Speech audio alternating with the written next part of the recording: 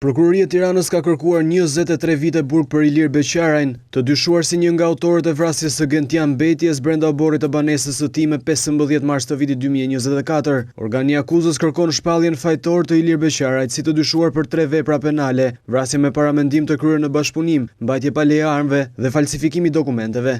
Më 15 mars të vitit 2024 persona të armatosur kanë hyrë në obor dhe kanë vrarë me Kalashnikov Gentian Betjen, ndërsa pak minuta pas ngjarjes në rrugë dytësore në fshatin Hasan në Fushkruj, policia ka gjetur një makinë Land Rover me të cilën janë larguar autorët. Prokuroria e Tiranës thotë se Ilir Beqaraj, i cili u arrestua disa ditë pas vrasjes, parë dhe pas kryerjes së krimit, ka qenë në një makinë në afërsi të vendit ku është vrarë Gentian Betja. Kjo sipas organit të akuzës provohet edhe nga kçhyrja GPS në automjetin që ai kishte marrë me qira. Nga akti i ekspertimit dhe nga profilet e ADN-s në makinën tip Golf, në të cilën janë gjetur gjurmë të Ilir Beqarajt, por edhe të Flodian Plakut, është përdorur nga autorët për t'u larguar menjëherë pas djegjes së makinës të përdorur në krim. Më tej Prokuroria e Tiranës thotë se roli i Ilir Beqarajt ka qenë të ndihmojë dhe të largojë autorët nga vendi i ngjarjes. Për këtë ngjarje në gusht të këtij viti Tiranë prang edhe Flodian Plaku me 2 mbiemra të tjerë, Serjani dhe Mamo, ku për të po vijojnë hetimet. Vrasja e Gentian Betjas dyshohet se erdhi për hakmarrje si pasojë e përplasjeve mes bandave të Fushkrujës.